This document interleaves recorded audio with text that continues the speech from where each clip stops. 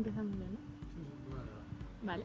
Bueno, soy Victoria Otero Vaughan y estoy acompañada de Iván y de Yelska Letrío, ilustradora argentina.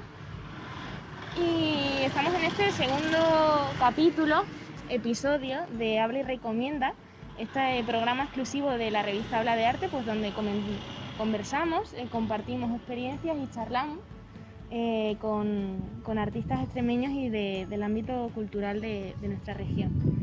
Y tenemos en esta ocasión con nosotros a Yelska Letrío, que es una ilustradora placentina que desarrolló pues su carrera artística en su ciudad, pero bueno, se vio obligada a estudiar fuera debido a las condiciones,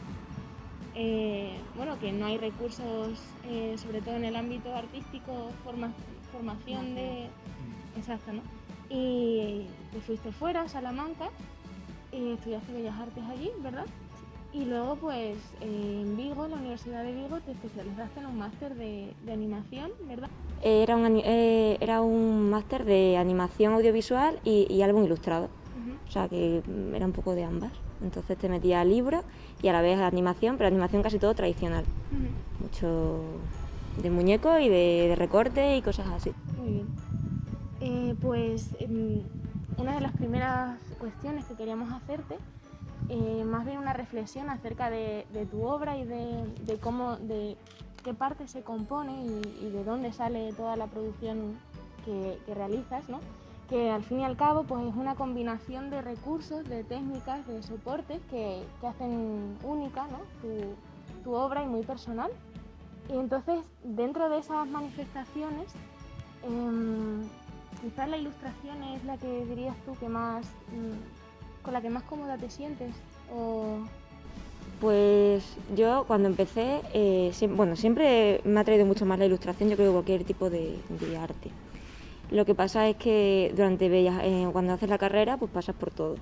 Y es quizás el dibujo y la pintura era lo que más me atraía, pero luego llega el grabado y fue donde ya pues dije, este es mi sitio. Y además pasé por malas épocas de escultura, que escultura siempre ha sido como algo que me ha aterrorizado un poco. Y luego acabo haciendo muñecos para películas stop motion, pero bueno, es otro rollo. Tenía profesores muy académicos, pero sí que mi profesor de ilustración, Tomás Hijo, que es el que me llevó el trabajo de fin de grado, es el que más me potenció el trabajar en la ilustración. Y entonces, pues sí que grabado e ilustración, mi ilustración al final son grabados, aunque sean la mayor parte de forma digital. Y bueno, dentro del proceso creativo que te lleva a la ilustración, ¿cuál dirías que, ya en el ámbito de la ilustración, cuál es el proceso que sigues a la hora de desarrollar la idea que quieres llevar a cabo? Es decir, el problema de la ilustración, no el problema, una de las características es que quizás te basas más en la literatura y en los procesos literarios más que en obras que ya están desarrolladas o que te pueden... No sé si me estoy... Sí, te entiendo. Entonces, ¿cuál dirías que es el proceso que te lleva a materializar una idea, un personaje o...? Pues en un principio, yo siempre llevo un cuaderno pequeñito conmigo. Entonces siempre hay cosas que como que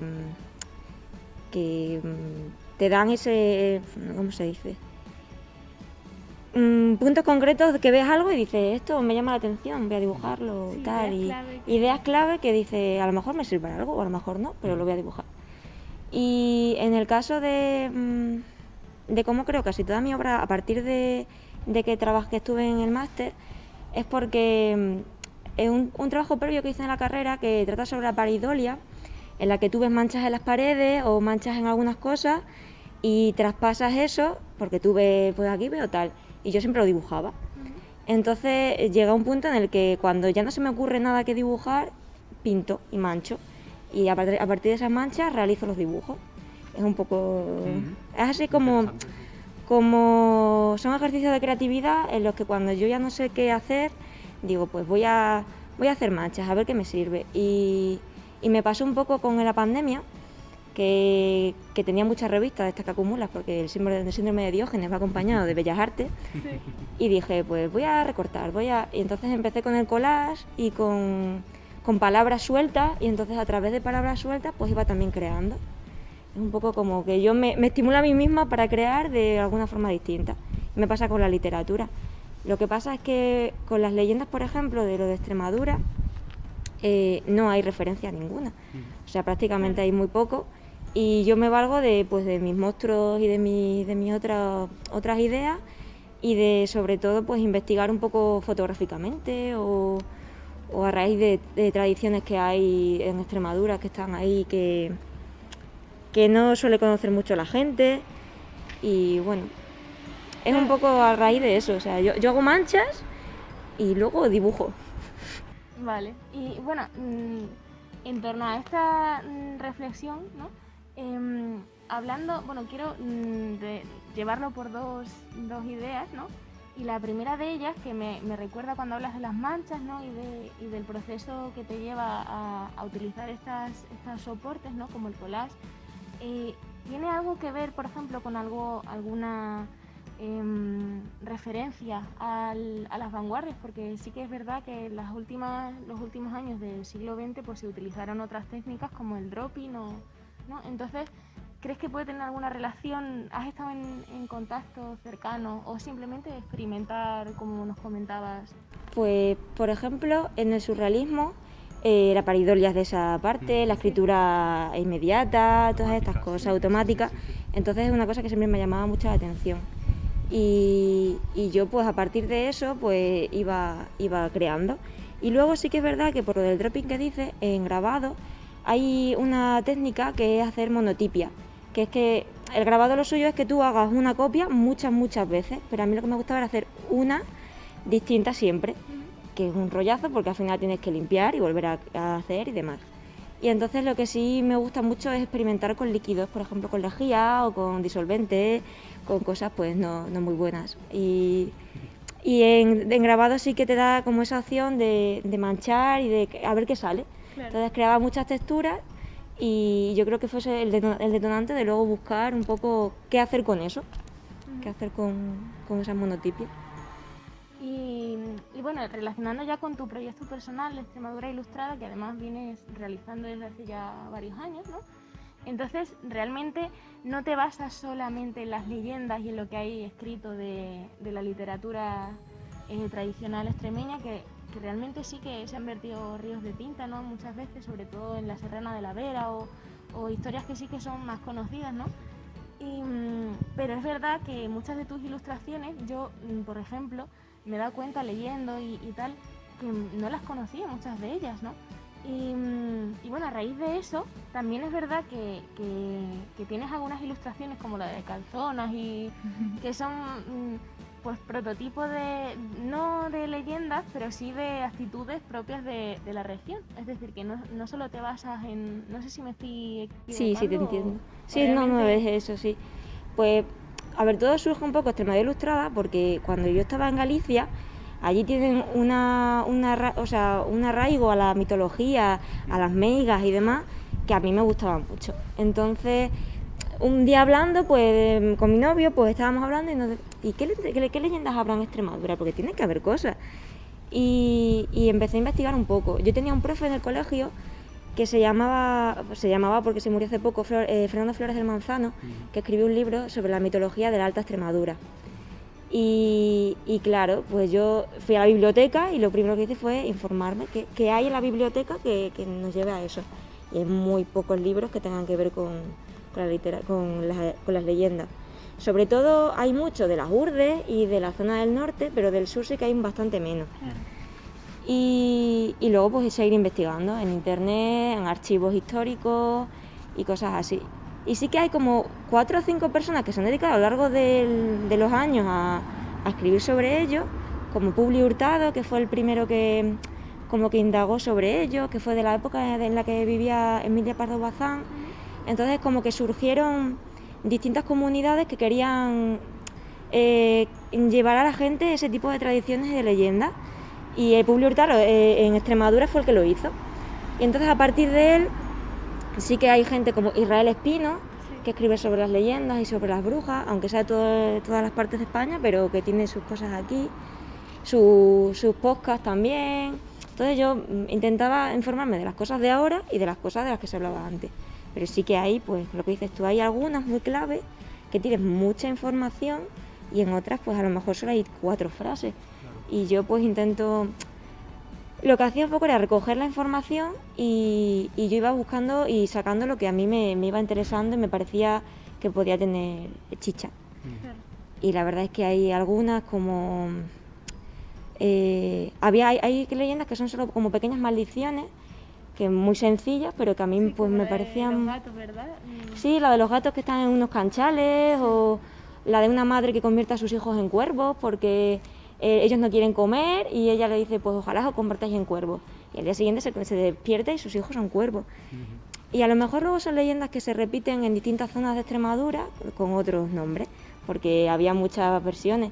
Aquí en Plasencia hay una que era la encantada, la encantada, o la mora, la encantada, no me acuerdo, de la fuente de la Serrana, que es una fuente que hay en Extremadura, en Plasencia, que yo no he llegado a encontrar y la he buscado, pero que dicen que había creo que era una mora, pero no me acuerdo bien, que es una chica, una señora que está transformada como en mujer mayor y se dedica a vender utensilios, y uno de los utensilios eran unas tijeras de oro. Y se supone que los hombres que pasaban tenían que decirle a ella, ella le preguntaba, ¿cuál es el objeto más bello de aquí? Y ellos siempre decían, pues el cuchillo, el no sé qué, el no sé cuánto. Entonces dicen que uno respondió, por ejemplo, las tijeras de oro, y ella le clavó las tijeras de oro. Entonces como que hasta que no dijeran que ella era lo más bello, entonces ella cambiaba, se transformaba en una mujer muy bella y ya está. Sí. Pues cosas como esas que se repiten en la literatura de todos los países, pues en Plasencia, por ejemplo, está y no hay información sobre ella. Claro. Entonces yo luego ya divago y intento pues sacarle a todo lo que leo.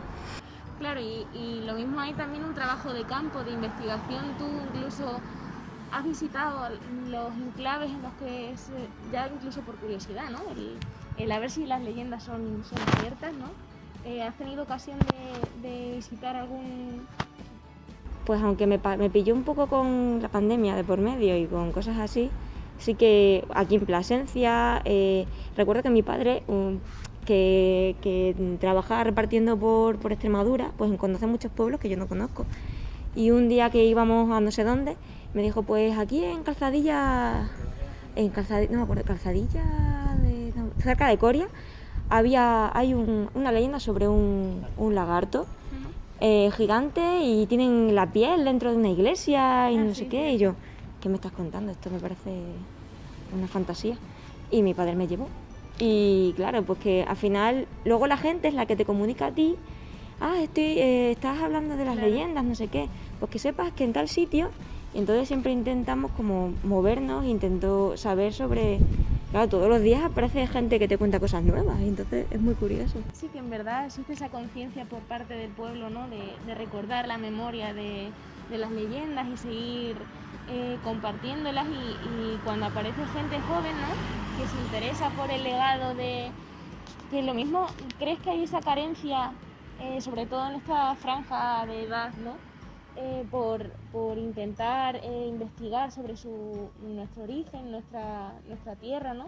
Que mismamente lo que comentabas tú, que en el norte de España sí que está más a la orden del día, por decirlo de alguna manera, el interesarse, y sí que se le da más bombo a la leyenda, pero que aquí no la hay, ¿no? Entonces, ¿crees que hay esa necesidad de...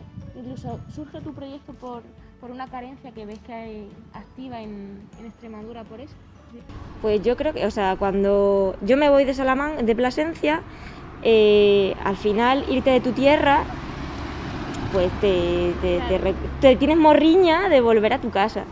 Y yo recuerdo que al principio, cuando quieres salir de tu ciudad, quieres estudiar a otro sitio, no sé qué, pero al final la tierra siempre llama. Y yo recuerdo que aquí no había una preocupación por eso. Yo la busco y no la encuentro. Y es lo que dices de las palabras extremeñas, por ejemplo. a raíz de la Extremadura ilustrada también surge palabras extremeñas que molan, que es como una forma de traer, pues de forma en camisetas, en bolsas, palabras de aquí que bueno, que mucha gente me ha dicho que luego se dicen en otros sitios o que solo son del norte de Extremadura, pero bueno, que son palabras que yo cuando iba a Salamanca decía, no, es que me voy a poner unas calzonas. Decía, ¿pero eso qué es? Digo, pues una calzona. No, unos pantalones cortos. Y yo, no, unas calzonas de toda la vida. Claro. Entonces son cosas que, bueno, en todos los sitios lo hay, todos los sitios tienen sus propias palabras. Y dije, pues hay que reivindicar también esto. Y bueno, te hablaba de otras manifestaciones que has trabajado, ¿no? Incluso, como comentabas, la animación, que es también una manifestación artística que no se suele trabajar, o por lo menos no hay los medios suficientes como para poder formarte en ello, ¿no? Por ejemplo, tú te fuiste a Vigo, no sé si seguramente por propia vocación ¿no? No sé si me estoy... Me fui a Pontevedra porque yo buscaba hacer un máster que no fuera el máster de, ¿cómo se llama?, arte contemporáneo, claro, aleatorio que hacen todas las universidades. Y era un máster público que ha muerto hace poco también, porque al final era muy difícil de atraer a la gente y bueno, era un máster que duraba 2 años, porque un año entero te lo dedicas haciendo el TFM. Claro, ahí te da la oportunidad de hacer pues una película, un corto o cosas mucho más que no haces en otros sitios. Y también necesitaba cambiar, quería irme a otro sitio y Galicia me gustaba y dije, pues allí me voy. Y la verdad es que muy bien, porque al final yo iba por el álbum ilustrado, que me gustaba mucho la ilustración, pero claro, te tenías que ir y también hacer animación audiovisual. Digo, a ver cómo va esto, porque no se sabe, a ver cómo te funciona.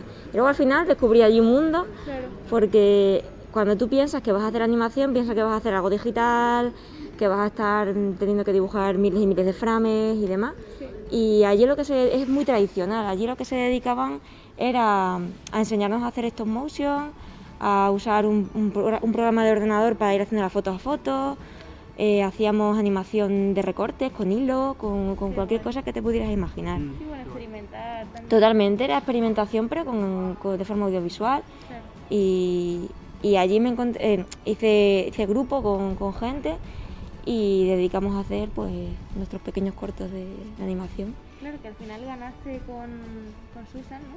El primer premio. Con Susan ganamos un premio de la Universidad de Vigo y luego ganamos aquí en Plasencia, Plasencia en corto, ganamos el primer premio el premio a corto extremeño, al mejor corto extremeño. Claro, tampoco no me lo esperábamos porque iba a ser una animación y yo qué sé, vamos a echarla a ver qué pasa. Y pues muy contenta, porque al final era un trabajo de clase.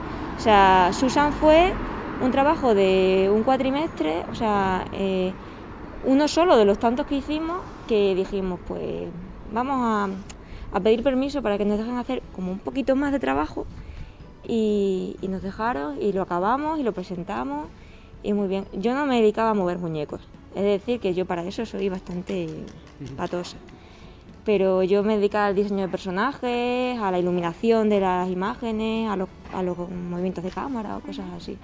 Era más en la parte esa. Pero me gustó mucho porque al final no deja de ser como que lo ves cobrar vida y dices, pues aquí pasa que es mucho trabajo. Sí, además en nuestro 3FM hicimos una película, un corto de animación también de stop motion que duraba 15 minutos. En 15 minutos nos lo tiramos haciendo un año. Claro. Entonces, con muchos más personajes, porque Susan solo tiene 3 personajes, pero el otro corto tenía unos 15, varios escenarios. Entonces, mi casa se convirtió en esto de animación. Teníamos una habitación que solo se dedicaba a eso y vivíamos para eso, claro. Y bueno, ya incluso como propuesta, ¿has pensado en animar tus ilustraciones o incluso en animar las historias o las leyendas de Extremadura como pequeños episodios dentro de una serie de animación de leyendas de Extremadura? Sería una pasada. Pues necesito un grupo de gente que se meta en esa locura, porque eso es de todo, ¿no? Porque al final Nosotras, cuando hicimos Susan, te metes y haces como pequeños clics y la música la coges de sitios gratis, no sé qué, pero en el otro hicimos nuestro propio sonido, Claro. merchandising, un artbook, o sea, hicimos de todo y eso era un trabajo, éramos a lo mejor, no sé si éramos 4 personas y nada, o sea, ahí para hacer un trabajo como dices tú, de imagínate animar la leyenda de la Serrana o cualquier cosa, pues eso tendría que tener Claro. su grupo de gente loca y... Bueno, Muchísimo ahí trabajo. está Y la bueno, idea. hay gente, que seguro que... Claro, y bueno, también en ese sentido ya hablamos de los equipos de gente, de los grupos que se forman, ¿no? Sobre todo con artistas y colaboraciones y tal. ¿Y cómo ves el panorama, por ejemplo, en Extremadura? Porque tú sé que has trabajado con Doña Tos en el calendario, ¿no? Y has tenido la oportunidad de conocer, o bueno, quizás ya los conocías, ¿no? Pero sí trabajar en colaboración con otros artistas y otros ilustradores de la región, ¿no? Entonces, ¿cómo ves el panorama? Hay escultores, hay de todo y es increíble. Y en Plasencia también hay muchísima gente. Lo que pasa es que al final muchos se van a buscar Estamos La hablando hablamos. justo antes de la eso vida mismo. fuera. O sea, conozco gente que se ha ido fuera de España, que se ha ido a Madrid, que se ha ido a Barcelona y que a lo mejor no ha vuelto. Y toda esa gente era... pues al final son de tu tierra y Claro. no pueden hacer vida aquí, no pueden hacer arte aquí y es una pena. Y yo no me quería ir. O sea, yo estoy intentando luchar cada día por quedarme en Extremadura y que podamos hacer cosas. Claro que sí. Claro. Y por lo de los murales no te he dicho nada. Sí, Ahí seguimos. Sí, volvemos al tema de que también has trabajado en el arte urbano, en el muralismo, y además que no sé si lo hablaba con Iván, creo que por lo menos dentro de lo que tienes colgado en tu perfil, en tu web, ¿no? En tu recorrido, en tu trayectoria como artista, has tenido la oportunidad de realizar varios murales, pero no sé si aquí en Extremadura este es el primero o uno de los pocos, ¿no? Porque en Salamanca sí que has hecho y Empezó un poco porque como yo vivía en Salamanca, pues en el barrio del Oeste se hace un concurso Sí. y como a mí me gusta, soy un culo inquieto y me gusta probar todo, digo pues voy a pintar murales, ¿qué puede pasar? Y recuerdo que mandamos un boceto, una compañera y yo, y nos cogieron y pintamos el primero. Y luego eso pasó, luego en Galicia hay también una cantera de muralistas espectacular y dije, joder, yo también quiero probar a ver cómo es pintar en grande, porque yo siempre pinto en la pantalla, pequeño, y como que te da siempre miedo pintar en grande. Y luego, cuando ya volví y empecé a presentarme a todas las cosas, pues me presenté también otra vez en el barrio del Oeste y me volvieron a coger con otra compañera y luego nos volvieron a llamar por algún otro proyecto y pinté allí varias veces. Y luego aquí en Extremadura pinté un primer mural en Garguera, que no he vuelto a ver desde que lo pinté. Entonces, pues esas cosas quedan O sea, ahí. no sabes cómo está. No tengo sabes ni idea. si sigue en pie. Me han dicho que sigue allí. Lo que pasa es que creo que, claro, la luz también, el sol, que lo ha ido deteriorando, pero bueno, pues son cosas que pasan al final. Sí. Y este es realmente el mural más grande que pinto, porque hasta ahora no tenía tiempo y bueno, tampoco que tenga mucho, pero... Y es más que nada porque al final de la pandemia yo vivía aquí, vivo enfrente y lo veía, y esta zona antes de que fuera este sitio con bancos era un sitio totalmente dejado, de tierra, destruido, o sea, derruido y todo. Y durante la pandemia o antes lo arreglaron, pero al final lo veías y estaba gris, sucio, no había plantas, salvo las pobres que nos crecen aquí en este lado. Y claro, lo único que yo veía cuando me asomaba durante la pandemia era este cacho. Porque yo vivo arriba del todo, yo vivía este cacho y veía esto por aquí. Y era un poco triste. Y entonces aquí es un sitio donde se sienta muchísima gente mayor, a tener la residencia al lado, niños, y no tenemos un parque, no tenemos nada. Y un día Luzma de la Casa de Juventud se acerca a la librería y me dice que quieren hacer un mural conmigo y que me daban total libertad de hacer lo que quisiera. Al principio solamente iba a ser este cacho de abajo. Yo dije, pero no solo ese cacho. Yo ya que tengo todo este cacho para pintar, lo pinto todo. Incluido la parte que no se ve, que será la última por pintar, que es el suelo que hay arriba. yo lo pintaré y yo lo veré desde mi casa. Entonces todos los que vivan arriba lo verán. Claro.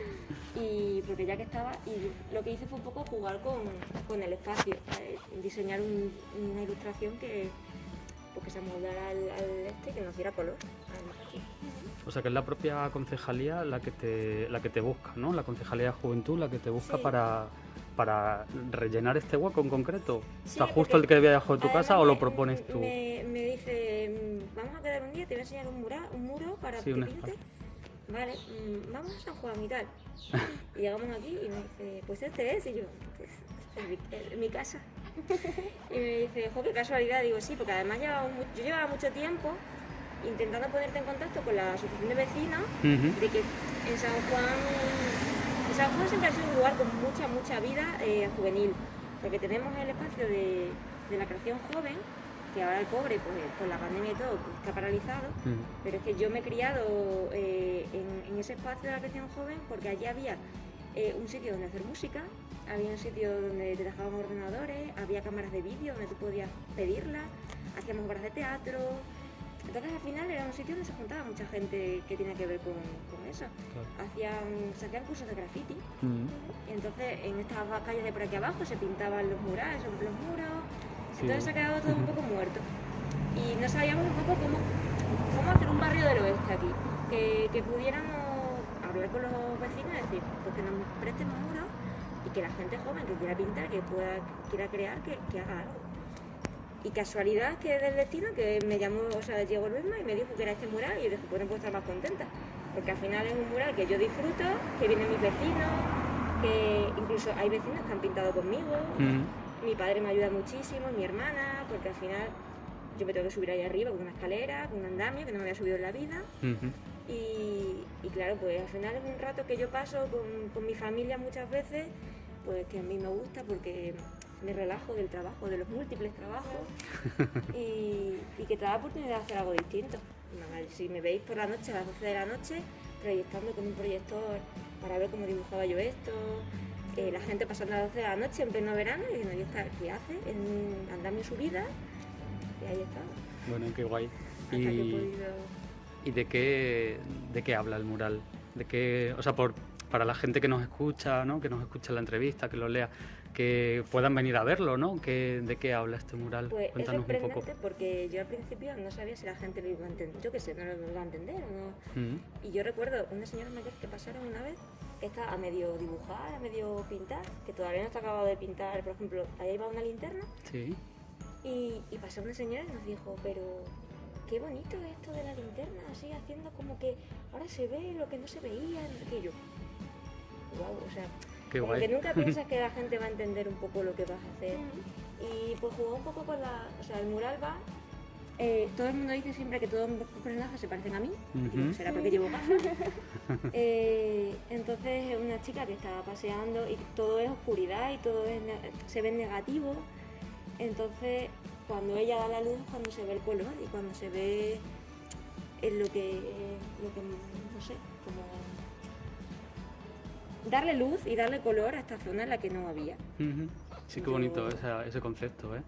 De- Claro, atrás. entonces dije, ¿cómo puedo hacer eso? En un principio, yo que sabía que quería hacer naturaleza, que tenía que ver algo que no hay aquí. Ujú. Y recuerdo que mis primeros bocetos eran que tenían macetas y tenían pues, como un rollo floristería así de color. También hay que tener en cuenta que tenía que pensar en el poco tiempo que tengo, tenía que pensar en el dinero que iba a gastarme en pintura. Porque la pintura la pones tú. La pintura, ellos te piden un presupuesto Sí. en el que tú introduces la pintura, Ujú. introduces el andamio, introduces todos los materiales que tú puedas usar. Pero yo no he pintado nunca 70 metros cuadrados. Entonces era como, a ver cómo me lo apaño, porque además yo no pinto con spray. Es una cosa que a mí me cuesta mucho, claro. Y yo cuando veo esos murales tan fantásticos de gente que pinta con spray, digo, yo no sé cómo lo hacen. Porque además no sé cuánto de spray gastan, porque el spray tienen que usar miles y miles de botes de spray. Claro, Y yo tú tenía pintas que con usar- brocha. Yo pinto con pincel y brocha. Pincel y brocha. Ujú. Y entonces decidí hacer una carta restringida de color. Y dije, pues tengo que coger 7 colores y en los 7 colores tengo que hacer el dibujo. Porque si no, por ejemplo, el que hice en Garguera tenía muchos colores. Y tenía que ir haciendo las mezclas de los colores Y claro, si se te acaba un bote de pintura, ¿cómo vuelves a hacer la mezcla exactamente igual? Claro. Y aquí dije, no, aquí me cojo los colores exactos, voy a la tienda, que me hagan este color, y si tengo que repetirlo, llevas el número y te hacen otro color igual. Y entonces además hace que tú no tengas que estar tanto tiempo. Yo llego, bajo con mis botes de pintura y sé que me voy a poner a pintar con ese color. Y es lo que me dio como esa facilidad. Y también en el precio, porque al final, si tú te usas 40 colores, es mucho más caro. Yo nunca me había enfrentado a un presupuesto así. Y dije, a ver qué pasa. No, que hay toda una planificación detrás, ¿no? En todo esto. O sea, ahora lo que estás contando es súper interesante, que haya unos colores exactos, porque hay una facilidad que a ti te facilita la vida, porque es muy difícil conseguir luego una mezcla ahí exacta. Además que yo no sabía cuánto dinero me iba a dar el ayuntamiento tampoco para pintar, yo no sé cuánto cuesta otro mural ni cuánto cobra otro artista. Claro.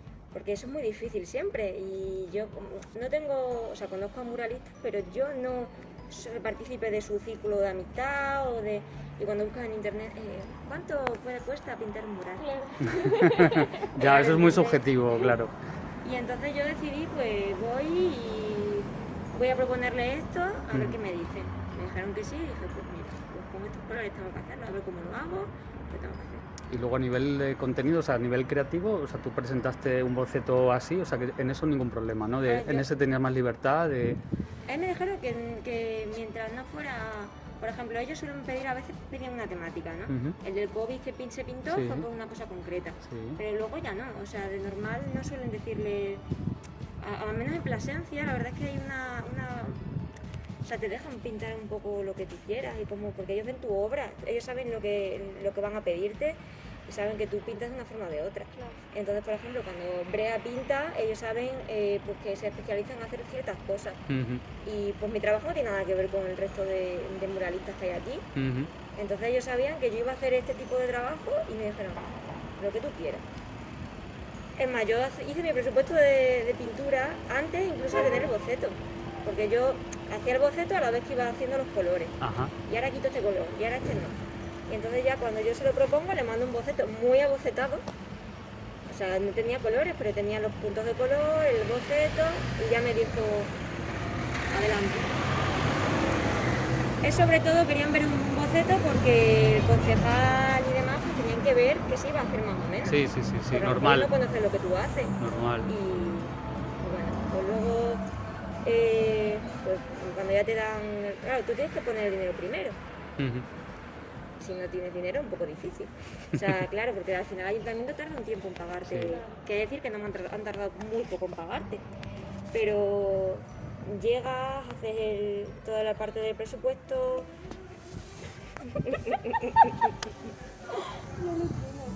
Claro, es que es muy transitada, muy transitada. El barrio, ya sé. El barrio. San Juan. ¿Me anima? Y después de hacer toda la parte de presupuesto, de dibujo, es más, hay una parte del dibujo que se ha ido fraguando poco a poco. Ah, bueno, bien. O sea, yo tenía una idea clara que era este cacho y yo iba haciendo cosas, decía, y aquí voy a poner esta flor. Y yo creo que aquí le va bien esto otro. Porque no es lo mismo cuando tú lo tienes en un dibujo, en un papel, a cuando ves la pared y dices, y a ver cómo cuadro yo ahora la luz de la linterna. Y a ver cómo... Claro. Entonces es verdad que fui estructurando un poco con... Y luego la pared, que la pared, lo mismo una pared terrorífica que chupa más pintura que otra cosa, que es una pared que se le puede caer, pueden pasar muchas cosas. Sí, porque de cosas a tener en cuenta, ¿eh? Muchas. Y claro, yo cada día pues te encontrabas en una situación... Por ejemplo, si chupa mucho más, pues el color queda de un color o te queda de otro, y claro, yo pues estoy repintando, es como un trabajo que se sigue haciendo, porque no he acabado, pero hoy pinto, y mañana me queda esto y no está bien, entonces vuelvo y ahora repinto otra cosa, y claro, bajo de la escalera y me voy lejos a ver cómo se ve ese árbol que tiene que unirse con otro. Bueno, me metí así y dije, adelante. Qué bien, qué guay. Sí, además esto también nos preguntábamos, ¿no? A la hora de preparar esta entrevista, de hablar contigo y tal, o sea, todo esto que nos cuentas es muy interesante de cara a gente que también le gustaría, ¿no? O sea, gente joven que dice, vale, pues es que a mí también me gustaría pues hacer un mural o pintar cómo se hace, o todo esto que cuentas, pues hay que tener en cuenta lo de la pintura o el tipo de pared, que todo esto que nos cuentas es súper interesante, ¿no? Y muy útil también para para quien lea la entrevista, o tener un poco de información, eso que decías, pues que en Google no lo vas a encontrar, ¿no? Sin embargo, hablando con alguien que tiene la experiencia, pues quien te va a poder contar y te va a poder orientar. Qué guay. Yo le preguntaba a unas amigas, en plan, Sí. ¿cuánto pensáis que debería cobrar por hacer este trabajo? Esto ya te vas haciendo como unos precios de todo y ya vas aprendiendo sobre la marcha. O sea, Claro. todo lo que he aprendido sobre la marcha. Porque tú, por este trabajo, por trabajar en el mural, ¿recibes algún sustento económico, alguna remuneración? Claro, tú cuando haces el presupuesto planificas el material y luego tu propio dinero por trabajo. Ujú.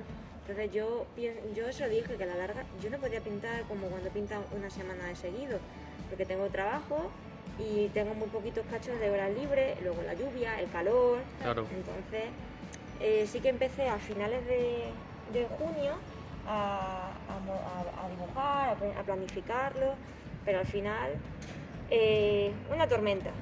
Ahora hace mucho calor y hay días que hacía tanto calor que aunque hubiera sombra era imposible. Ahora te has acabado esta pintura y tienes que esperar a que llegue otra. Entonces al final yo sabía que iba a tardar y eso se lo dije a ellos. Si os interesa que el mural esté pintado para allá, yo no voy a poder. Me dijeron que sin problema.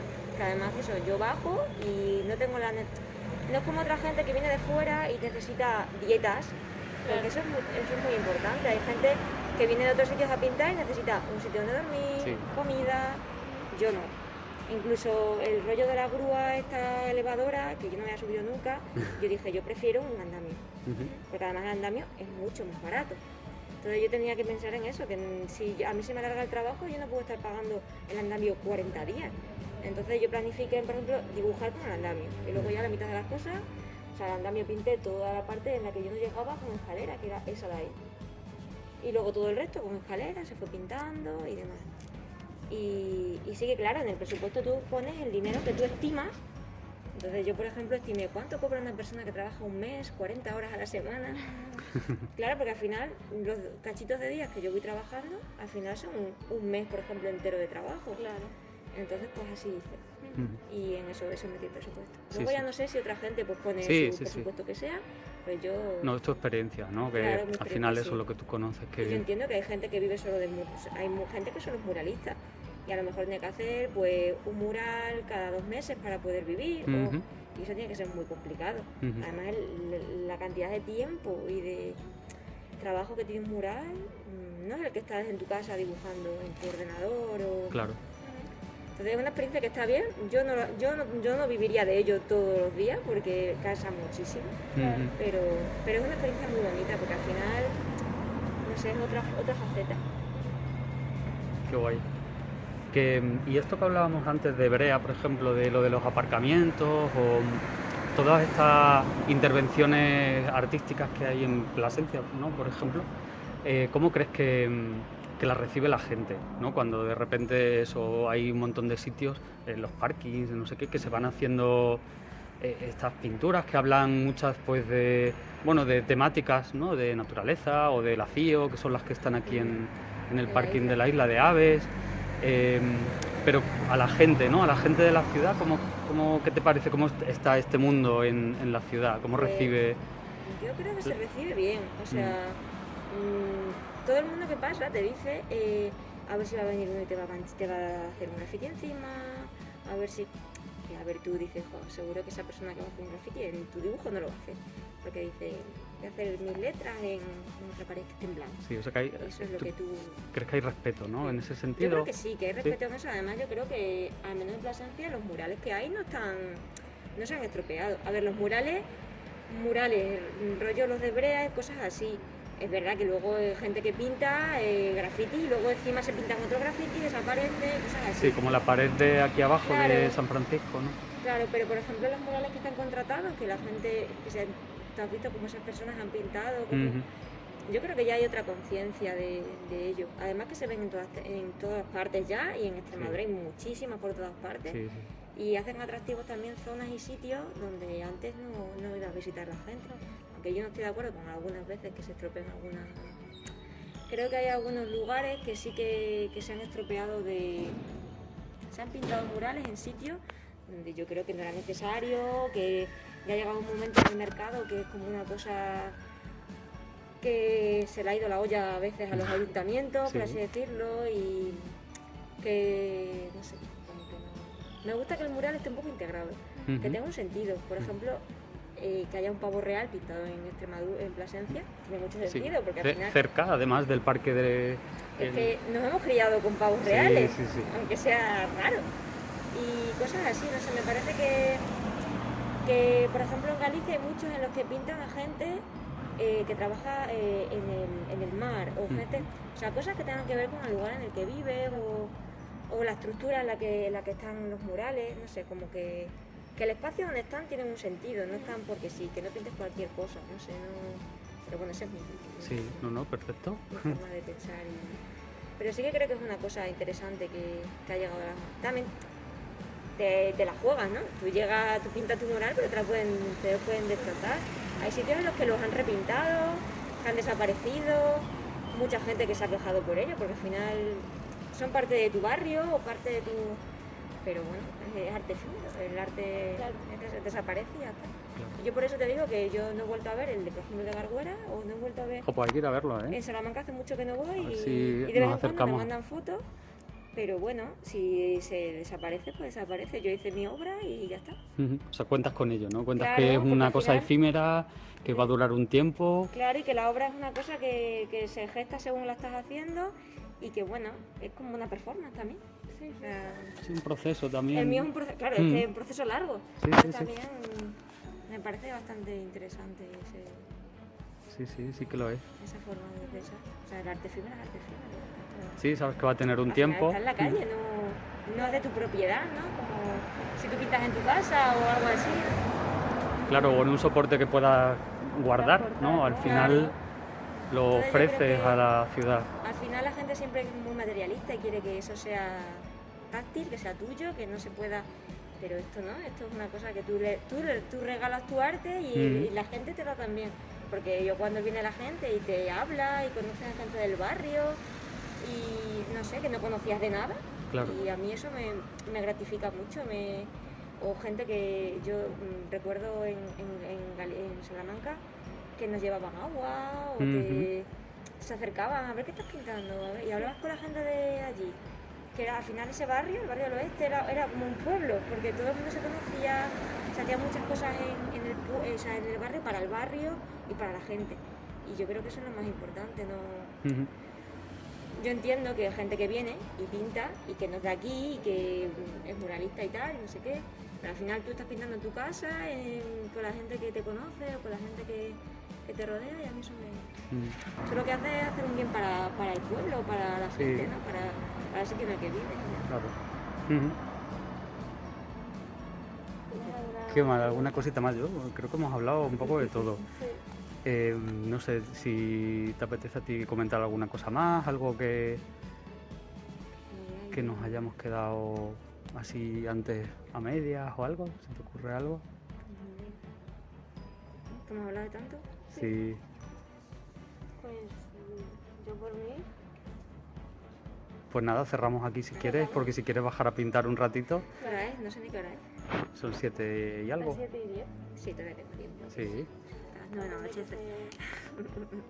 Pues nada, lo principal es agradecerte muchísimo tu presencia aquí, que hayas tenido, regalarnos tu tiempo al fin y al cabo, ¿no? Y charlar, y este ratito que ha sido muy agradable y muy enriquecedor, yo creo que para nosotros sobre todo, porque estamos, las cosas que hemos descubierto sobre cómo se trabaja en el mural, qué aspectos hay que tener en cuenta, ¿no? Y bueno, somos conscientes de que la revista tampoco es que sea un medio ahora mismo muy conocido, pero te ofrecemos ese espacio, un humilde espacio para darte a conocer, y sobre todo un espacio más joven, ¿no? Que hay veces que es necesario, ¿no? Sí, nada, darte las gracias y animarte a continuar, ¿no? A que quede un mural ahí súper chulo, que venga la gente a verlo Nos queda poco, ya nos queda y a disfrutarlo, exacto. Yo ya veo el final, ¿eh? No lo veía, pero ya lo veo. Ya queda menos, ¿no? Ya quedan menos. Genial. ¿Para cuándo calculas que puede estar? Pues yo creo que finales de diciembre, va a decir, final de septiembre ya estará, porque al final yo es que tardo la parte más de hacer más mancha grande y tal, Sí. que me ayuda mucho mi padre, pero yo todos los detalles, como tienes que hacerlos poco a poco, pues es lo que más tardo. Sí. Pero O sea que más o menos a final de mes ya lo vamos Sí, a yo creo tener que ya va a estar. preparadito. Genial. Bueno, es muy bonito de verlo así en proceso. O sea que guay. Ahora si podemos también verte trabajar un poquito, pues joder, será un lujazo. Así muchas que nada, gracias a vosotros. darte las Porque gracias. al final yo descubrí así por Instagram un poco y me gusta estar siempre viendo como gente que se hace, que hace la gente en Extremadura, en otras revistas, en gente que hace cosas audiovisuales y tal. Sí. Y siempre empiezo así, como tengo Extremadura ilustrada el Instagram, pues ahí ya voy coteando y os descubrí pues, que haya gente joven que haga pues, cosas y que da a conocer a otra gente también. Sí, bueno, que es el objetivo principal, el visibilizar el trabajo de aquí. Al final hace un poco que nosotros veamos qué hace otra gente, porque yo así pues voy a conocer este puesto, me interesa. Eso siempre está Pues, Qué bien. ya está. Nada, apagamos ya botones, ¿no? Cortamos ya. Y qué bien. Nada, muchas gracias. Muchas gracias. Nada, vosotros, jope. Me cuesta mucho hablar, pero luego cuando me lanzo yo